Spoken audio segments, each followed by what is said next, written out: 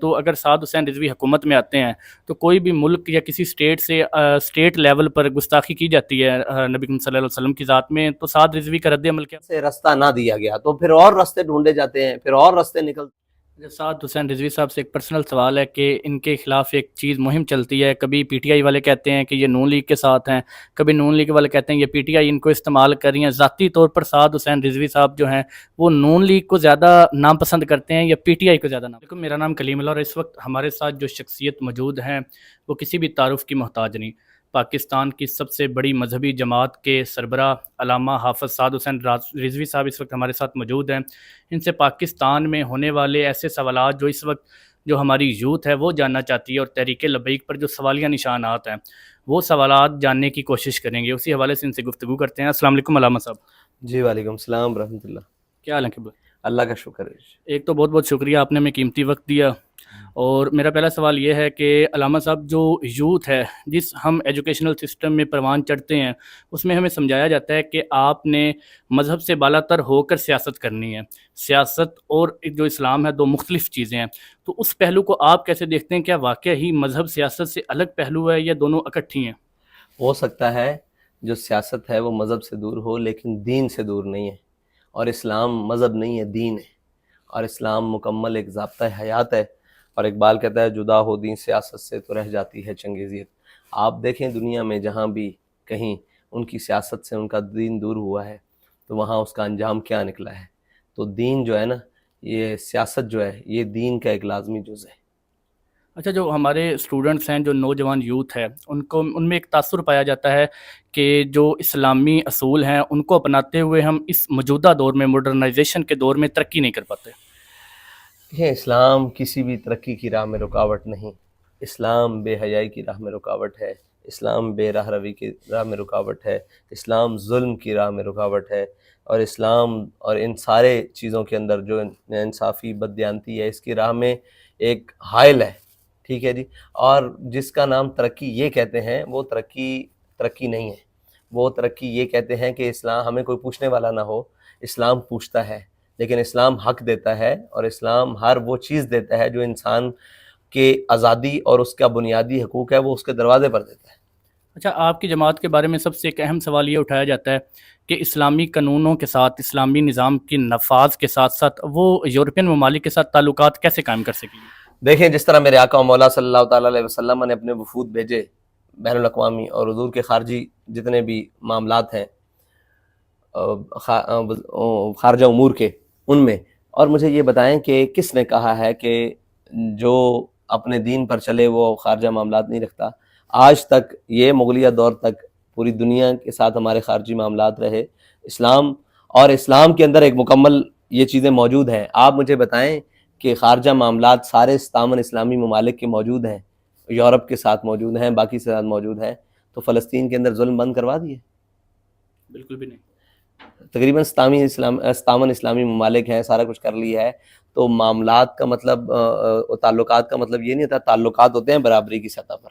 امریکہ وہاں سے کہے اور ہم یہاں سے یس جرنل کہیں، یس جرنل کہیں یا یس سر کہیں، مشرف کو کہے کہ جناب یہاں پہ مجھے ہوائی اڈے چاہیے تو وہ آگے سے یس سر کہے، یہ تو ممکن نہیں ہے۔ خارجہ تعلقات کا مطلب ہے کہ ہم اپنی پاور رکھتے ہیں، ہم اپنے وطن رکھتے ہیں، ہماری چیزیں ہمارے اصولوں اور ہمارے ضوابط اور ہمارے روایات اور ہمارے مفادات کے حق میں جو ہوں گی وہ ہم کریں گے، اور وہاں سے وہ جو کہیں یہاں سے ہم مان لیں، یہ کیسے ممکن ہے؟ یہ خارجہ تعلقات نہیں ہوتے، یہ تو اور کسی کو چیز کا نام ہے۔ خارجہ تعلقات یہ ہیں کہ وہ اپنی سطح پر اپنی حدود میں اور ہم اپنی حدود میں رہتے ہوئے تعلقات قائم رکھیں، اور دنیا مانتی ہے زوروں کو، کمزوروں کو کبھی آج تک کسی کے تعلقات۔ آپ نے سنا ہے کہ کبھی کسی نے کہا ہو کہ یہ چھوٹے ممالک ہیں، پاناما ان سے تعلقات بناؤ، یہ چھوٹا مالدیپ سے کوئی تعلقات بنائے، یہ کمزور ممالک جس طرح چھوٹے ہیں، وہ کہتے ہیں تعلقات بناؤ امریکہ سے، چین سے، اور اس سے رشیا سے۔ تو ہم یہ کہتے ہیں کہ ہمارے اندر اتنی پاور ہونی چاہیے، ہماری ریاست، ہمارا ملک، ہمارا وطن اتنا دم خم والا ہونا چاہیے،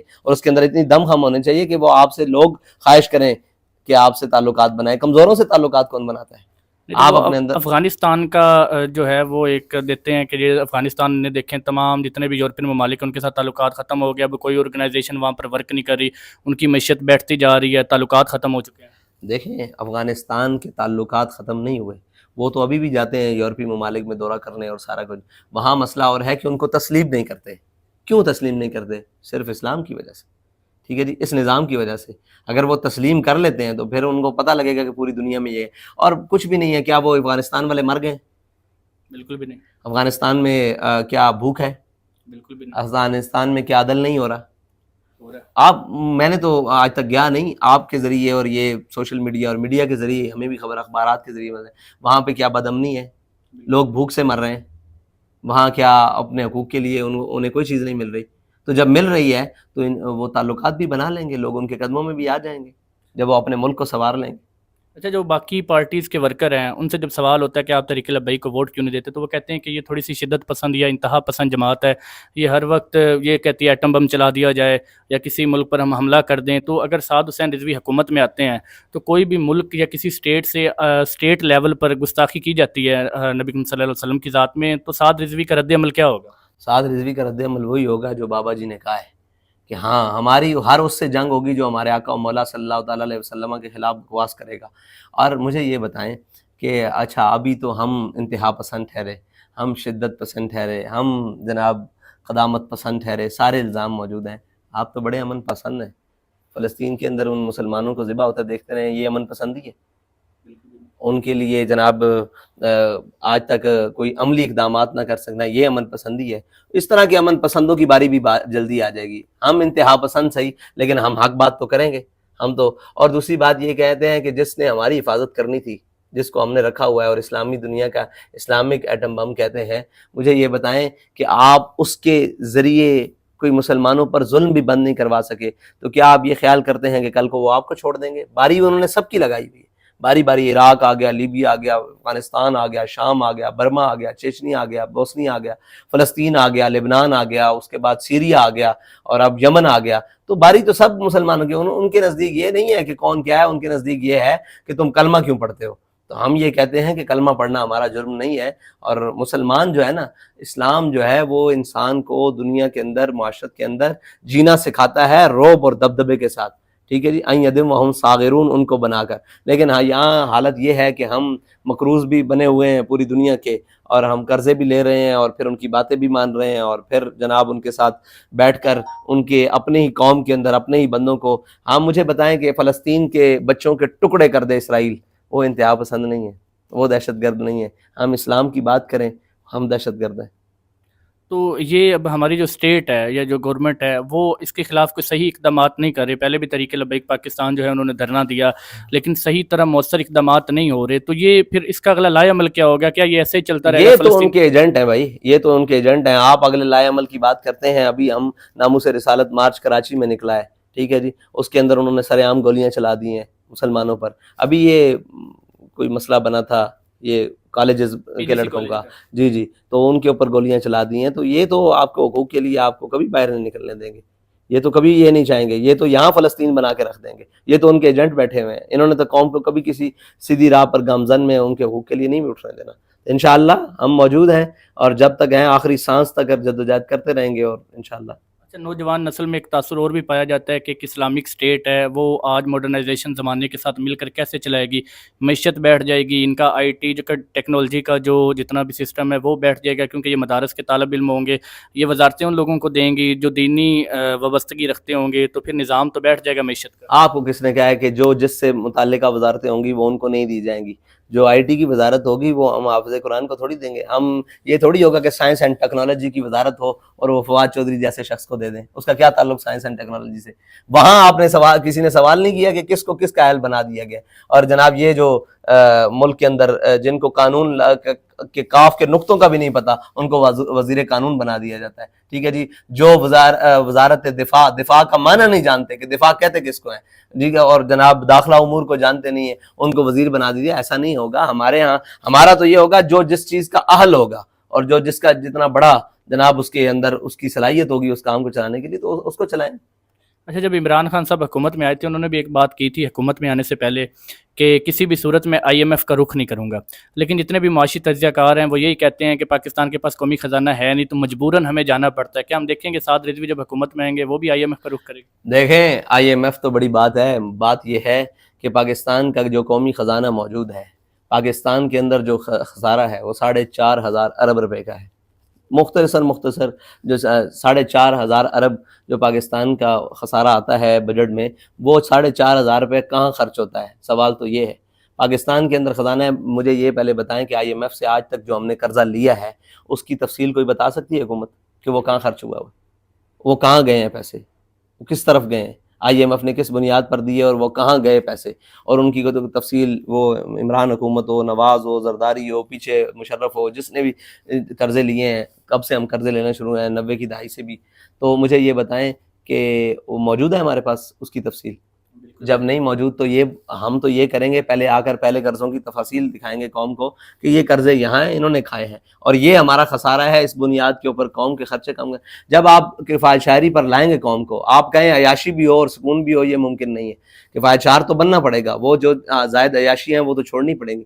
جب وہ چھوڑیں گے تو ہمارے خسارے بھی ختم ہو جائیں گے، قومی خزانہ بھی صحیح چلنا شروع ہو جائے گا. اچھا علامہ صاحب یہ بتائیے گا، کسی بھی ملک کا معیشت کا دار و مدار بہت زیادہ فیصد جو ہے نا وہ عورتوں پر منحصر ہوتا ہے، اور پوری دنیا میں 41% جو عورتیں ہیں وہ معاشی نظام کو چلا رہی ہیں. تو ایک تاثر عورتوں میں یہ بھی پایا جاتا ہے جو زیادہ تر سیکولر اور لبرل ہیں، اس میں یہ تاثر پایا جاتا ہے کہ جب تحریک لبیک پاکستان کی حکومت آئے گی تو یہ مکمل اسلامی نظام لے کر آئیں گے. تو جو اینکرز ہیں عورتیں، ان کو گھر جانا پڑے گا، جو بس ہاسٹل پر اپنا روزگار چلا رہی ہیں ان کو گھر جانا پڑے گا. کیا تحریک لبیک ان کو مزید مواقع فراہم کرے گی، یا اسلامی اقدار کے مطابق ان پر پابندیاں لگا کر ان کو گھروں میں بٹھا دے گی، یا ان کو گھروں میں بٹھائے گی تو کون کون سی پالیسیز ان کو دے گی؟ بات یہ ہے کہ اسلام کا نظام آئے، عورت گھر سے نکلتی کیوں ہے؟ پہلا تو سوال یہ ہے. گھر کی دہلیز سے باہر مجبوراً آتی ہے. لبرلز اور سیکولر پاکستان میں کوئی تعداد نہیں ہے. پاکستان میں تعداد مسلمانوں کی ہے اور مسلمان عورتوں کی ہے. وہ کس گھر سے نکلتی ہیں کہ ان کے اخراجات یا ان کی ضروریات پوری نہیں ہوتی نا. تو اسلام آ کر سب سے پہلے ضروریات کو ان کے دروازے تک پہنچ جاتا ہے. جب ان کی ضروریات ان کے دروازے تک آ رہی ہیں تو پھر ان کو باہر نکلنے کی کیا ضرورت ہے؟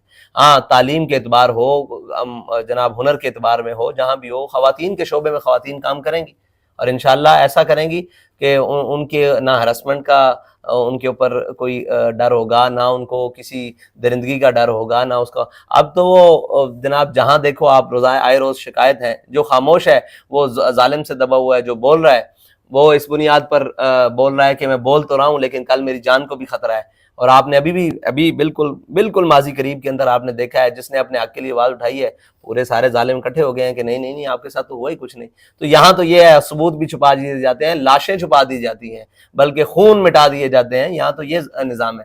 تو ہم یہ چاہتے ہیں کہ خواتین کے اوپر ایسا نظام نہ ہو. خواتین کے شعبے میں خواتین نے کام کرنا ہے. ہاں، وہ یہ کہتے ہیں کہ وہ سیکھیں گے کہاں سے. میرا خیال ہے اس وقت تک جو خواتین کی تعلیم کی شرح ہے وہ ماشاءاللہ پاکستان میں بڑی اچھی ہے. ڈاکٹرز بھی موجود ہیں، انجینئرز بھی موجود ہیں، سارا موجود ہے. تو وہ خواتین کے شعبے میں انشاءاللہ بہترین کام کریں گے. کام ویسے ہی کرتی رہیں گی لیکن اسلامی اقدار کے مطابق. ہاں، اقدار کو نہیں ختم کر سکتے. وہ کام کریں گے. ان کو کس نے کام سے روکا ہے؟ آج تک آپ نے سنا ہے کہ ہم نے کسی کام کی ان کی مخالفت کی ہے یا کسی جگہ پر ان کی مخالفت کی ہے؟ ہاں، ہم ان کو بازار کی وہ کھلونا نہیں بناتے، ان کو باعزت طریقے سے روزگار دینے کی بات کرتے ہیں. بہت بڑا طبقہ جو کو ایجوکیشن میں پھنسا ہوا ہے. یہاں پر ہمارے جو لڑکے ہیں یا لڑکیاں جو طلبہ ہیں وہ کافی زیادہ نا اس کا شکار ہو رہی ہیں، ہراسمنٹ کا اور اس چیزوں کا.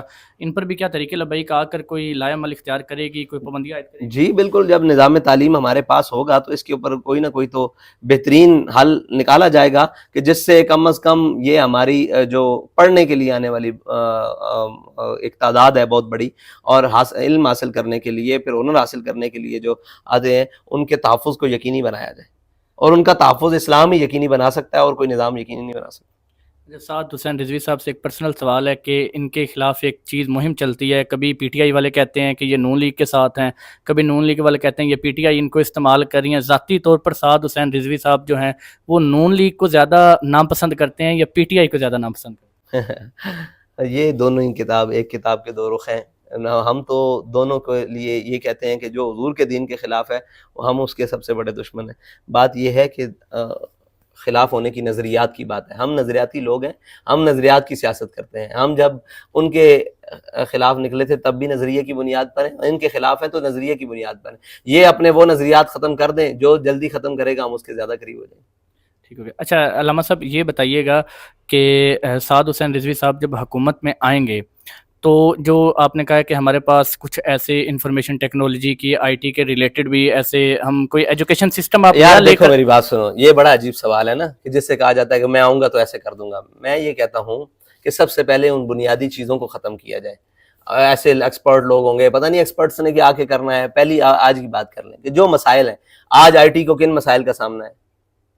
فائر وال, نیٹ کا ختم ہونا, اور جو ہمارے فری لانسرز ہیں پاکستان میں میرے خیال سے ہزاروں نہیں تو لاکھوں کی تعداد, لاکھوں نہیں تو ہزاروں کی تعداد میں تو ہوں گے, بالکل ہے نا, ان کو اپنے اس روزگار میں. تو ہم ان چیزوں کو تو کم از کم ختم کریں گے. یہ تو کہتے ہیں کہ ان کے لیے آسانی. مجھے یہ بتائیں کہ ہمیں کہا جاتا ہے آپ ٹیکنالوجی کے خلاف ہیں, آج یہ ان کو کوئی کچھ نہیں کہہ رہا کہ آپ نے جناب اتنے جدید دور میں آپ نے یہ نیٹ بند کیا ہوا ہے, یہ کیا تماشا لگایا ہوا ہے. پاکستان کے اندر پوری دنیا پتہ نہیں 5 سے 6G پر جا رہی ہے, کہ 5G پہ چلی گئی ہے میرے خیال سے, 6G پر جا رہی ہے, ہاں آگے 5G آ گیا ہوا ہے اور آگے چلی گئی ہے. مجھے یہ بتائیں کہ ہمارے ہاں یہاں موبائل کے سگنل نہیں آ رہے, تو ہم خلاف ہے ٹیکنالوجی کے. ہم ٹیکنالوجی پہ کام کریں گے, دنیا کے جتنے بھی جدید وسائل ہیں وہ استعمال کرتے ہوئے اپنی قوم کی بہتری لائیں گے. وہ ہمیں چاہے باہر سے منگوانے پڑیں, چاہے خود پیدا کرنے پڑیں, چاہے خود کار سسٹم سے نکالنے پڑیں, بس اتنی سی بات ہے. اچھا علامہ صاحب یہ بتائیے گا 2018 کا جو الیکشن تھا اس میں تحریک لبیک کو 1 سال ہوا تھا, جماعت تشکیل دیے, ان کو 22 لاکھ ووٹ پڑے. اس کے بعد اب 2023 میں 24 میں جو الیکشنز ہوئے ہیں اس میں اتنی زیادہ ڈبل وہ جو ووٹر کی تعداد تھی وہ ڈبل نہیں ہوئی. ایک دھاندلی تو ایک بڑا فیکٹر, یہ سب جانتے ہیں. اس کے ساتھ ساتھ کیا تحریک لبیک پاکستان سے کچھ ذاتی بھی غلطیاں ایسی ہوئی ہیں جس وجہ سے ان کو ووٹ کم پڑا ہو؟ دیکھو میری بات سنو, 2018 میں جو الیکشن ہوا نا, ہمارے ووٹ کی تعداد تب بھی 22 لاکھ نہیں تھی. اب 2024 کا جو الیکشن ہوا ہے یہ تعداد اب بھی ہماری نہیں ہے. پاکستان میں الیکشن ہوئے کب ہے؟ آپ یہ سمجھتے ہیں کہ جو تحریک لبیک کا ووٹ شو کیا جائے یہ ووٹ ہے پاکستان کے اندر؟ یہ تو پورے میں سمجھتا ہوں یہ 5 ضلعوں کا بھی ووٹ نہیں ہے. جو بڑے ضلع ہیں نا پاکستان کے, یہ ان کا بھی ووٹ نہیں ہے. ہر ایک کو پتہ ہے کہ پاکستان کی ہر گلی کوچے میں, ہر شاہراہ دستور اور جناب ہر گاؤں قصبے میں تحریک لبیک کی نمائندگی ہے. ٹھیک ہے, اتنی بڑی نمائندگی کے بعد اتنے سے ووٹ کا سامنے آنا یہ بتاتا ہے کہ یہ بدنیتی پر مبنی ہے. اور مجھے یہ بتائیں کہ جیتنے والے مطمئن ہیں کہ وہ الیکشن سے جیتے ہیں؟ بالکل بھی نہیں. تو ہارنے والے مطمئن ہیں کہ ہمارے بالکل نہیں, تو الیکشن ہوا ہی نہیں ہے. ٹھیک ہو گیا. تو یہ جو آخری سوال میرا یہ ہے کہ جو نوجوان نسل ہے جو سیکولر نظام تعلیم میں پھنسی ہوئی ہے اور اوپر سے والدین بھی ان کو مجبور کرتے ہیں, کہیں نہ کہیں وہ چاہتے ہیں کہ ہم تحریک لبیک کے ساتھ کنیکٹ ہوں, جڑے رہیں, لیکن ان کے والدین کی طرف سے جو پریشر آتا ہے یا وہ جو نظام تعلیم ہمارا ہے جس میں ہم بھی گزر کے آئے ہیں, وہ سیکولر نظام ایسا ہے کہ وہ مذہب سے بالا تر ہو کر سوچنے پر مجبور کرتے ہیں انسان کو, اور سیاست میں بھی مذہب سے بالا تر ہو کر اپنی رائے دینے پر مجبور کرتے ہیں. ان کے نام کو یہ ایک اہم پیغام دے. بات یہ ہے کہ پاکستان جو ہے نا وہ مذہب سے بالاتر ہو کر نظام تعلیم کے ذریعے ہی, تو لارڈ میکالے نے ہمارے اوپر جو یہ تھوپا ہے اسی کا ہے. دنیا میں کوئی بھی نظام تعلیم پڑھایا جا رہا ہے, کیا عیسائی اپنے نظام تعلیم کے اندر عیسائیت سے بالاتر ہو کر بات کرتے ہیں؟ بالکل بھی نہیں. آپ کے تو پاکستان کے اسکولوں میں بڑے بڑے نامی گرامی, میں نام نہیں لینا چاہتا, وہ پھر مشہور ہو جائیں گے ایسے ہی نام, اس لیے کہ وہ ان اسکولوں کے اندر عیسائیت کی تعلیم دی جا رہی ہے, اور جناب خدا کے 3 خدا پڑھائے جا رہے ہیں یہاں پر آ کر. وہ وہاں سے آ کر اپنا نظام تعلیم دے کر بچوں کو یہ آپ کے تعلیم دے رہے ہیں, اور ہم اسلام اور دین کی بات کریں تو ہم جناب یہ کہتے ہیں کہ جناب یہ ہمارا پورا نظام تعلیم اور اس وقت پورا نظام ملک کا وہ غیروں کے ہاتھوں میں جکڑا ہوا ہے. اور غیر کون ہے؟ ہیں ہمارے لوگ, ظاہراً یہ لوگ ہمارے ہیں جو چلا رہے ہیں, لیکن نظام ان کا دیا ہوا ہے, کچھ یورپ کا دیا ہوا ہے, کچھ جناب یورپی یونین کا مل کر دیا ہوا ہے, کچھ امریکہ کا دیا ہوا ہے. یہاں ایک مرکب خاص بنا ہوا ہے, جس کا جو دل کرتا ہے وہ ایک اٹھتا ہے, وہ کوئی چائنا سے کوئی چیز لے آتا ہے. بھائی نظام آپ کا ہو, اس کے اندر کوئی بھی لوگ ہوں, یہاں نظام ہمارا ہے, اس کے اندر آنے بیٹھنے اٹھنے والے ساری دنیا موجود ہوگی. لیکن جب یہاں نظام ہی موجود نہیں ہے, ہر چیز, ہر ادارہ, اس کا اصول قوانین دوسرے سے ٹکراتے ہیں, تو یہاں کیسے نظام چل سکتا ہے؟ آپ مجھے بتائیں کہ پاکستان کا نام کیا ہے؟ اسلامی جمہوریہ پاکستان. تو کیا پاکستان کے اندر جمہوریت ہے؟ بالکل بھی نہیں. اسلام ہے؟ بالکل بھی نہیں. الحمدللہ پاکستان تو ہے ہی. پھر اچھا یہ بتائیے کہ ابھی آپ نے بات کی کہ دھاندلی کے حوالے سے بات کی, اور ساتھ بات کی کہ نظام جو ہے دیا ہوا ان کا چلا, ہم ہمارے جیسے لوگ رہے ہیں, تو یہ نظام بدلے گا کب؟ کیا ایسے ہی ہر دفعہ الیکشنز میں ٹی ایل پی کے ساتھ دھاندلی ہوتی رہے گی؟ کیا ایسا ہی نظام ہمیشہ کے لیے چلتا رہے گا؟ نظام بدل جائے گا اگر الیکشن, دیکھیں اگر الیکشن سے رستہ نہ دیا گیا تو پھر اور رستے ڈھونڈے جاتے ہیں, پھر اور رستے نکلتے ہیں, پھر آخر کسی بھی چیز نے, اپنے ظلم نے آخر اپنی انتہا کو پہنچ کے ختم ہونا ہوتا ہے. جو کچھ 77 سال سے پاکستان کے ساتھ ہوا ہے, پورے 77 سال اس کی عمر ہو گئی ہے تقریباً, اب تو زیادہ ہو گئی ہے, 77 سال سے جو کچھ پاکستان کے ساتھ ہوا ہے, بتا یہی رہے ہیں کہ اگر اس نظام کو درست نہ کیا گیا اور اس چیز کو نہ کیا گیا, پوری دنیا میں ہم یہ روتے ہیں کہ ہماری معیشت، ہمیں پاکستان کو خود مختار ہونا پڑے گا معاشی اعتبار سے.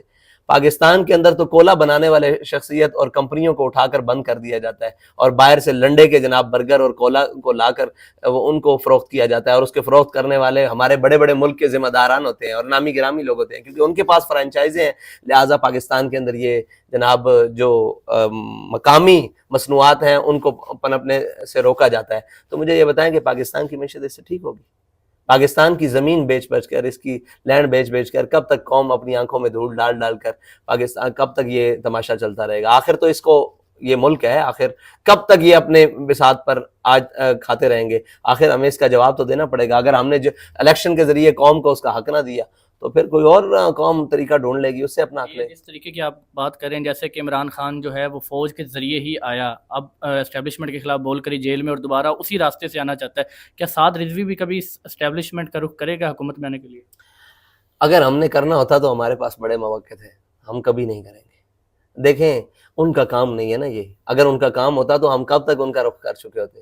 ان کا یہ کام نہیں ہے، جس کا کام اسی کو ساجے. ان کا کام قوم کا دفاع ہے، ملک کا دفاع ہے، ملک کی سرحدوں کی حفاظت کرنا ہے، ملک کے بیرونی دشمنوں سے بچانا ہے. ان کا کام، اس میں جہاں ہوگا وہاں اپنے وطن کے ساتھ کھڑے ہیں اور سارے معاملات کے ساتھ. یہ ان کا کام نہیں ہے، لہٰذا ان کا رخ کرنا بنتا ہی نہیں ہے. جو ان کے رخ کی طرف جاتے ہیں ان کا انجام کیا ہوتا ہے یہ آپ مجھے بتا دیں. آج تک جنہوں نے ان کے رخ کیا ہے، وہ کوئی بھی پارٹی ہو، پاکستان کا انجام، اس کے بعد ان انجام کیا ہوا ہے؟ کیا آپ سمجھتے ہیں کہ پاکستان کے حالات آج 98 سے بہتر ہیں، 92 سے بہتر ہیں، 2008 کے الیکشن سے بہتر ہیں، 13 سے بہتر ہیں، 18 سے بہتر ہیں، 24 میں تو ہم بیٹھے ہوئے ہیں. تو بھائی یہ جو گئے ہیں اقتدار مانگنے کے لیے وہ واپس آئے ہیں. اقتدار لینے کے لیے ہم کبھی بھی کسی کے دروازے پر نہیں جائیں گے.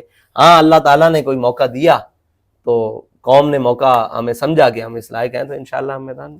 اچھا، یہ سب جانتے ہیں کہ ہر حکومت میں اسٹیبلشمنٹ کا عمل دخل ہوتا ہے. جب سعد حسین رضوی وزیر اعظم بنیں گے تو جو ان کے ساتھ معاملات ہوں گے، جیسے کہ فلسطین کے حق میں فورن پالیسی ان کے ساتھ مل کر بنائیں گے، یا وہ اپنے جو اصولوں کے مطابق یا اسلامی اقدار کے مطابق ہوگی؟ دیکھیں جب ہم اسلام کا نام لیتے ہیں، جب ہم اس کے نظام کی بات کرتے ہیں تو ہمارا جو اصول ہوگا وہ پہلا اسلامی ہوگا نا، پھر باقی جو نظام چلائیں گے اس نظام کے مطابق ہوگا. پھر یہ کوئی باہر کے تو نہیں ہے نا، صاف ظاہر ہے کام تو آگے انہوں نے کرنا ہے. ان لوگوں سے اتنا بڑا ایک انسٹیٹیوٹ ہے، ادارہ ہے اتنا بڑا، تو انہی کے ذریعے ہوگا. لیکن مسئلہ یہ ہے کہ پالیسیز ہماری ہوں گی، وہ قوم کی ہوں گی، جو قوم کے مفاد میں ہوں گی. بہت بہت شکریہ علامہ صاحب، اور وہ آپ نے ہمیں اسلامی اپنا ہوں گی. قیمتی وقت دیا. بہت بہت شکریہ.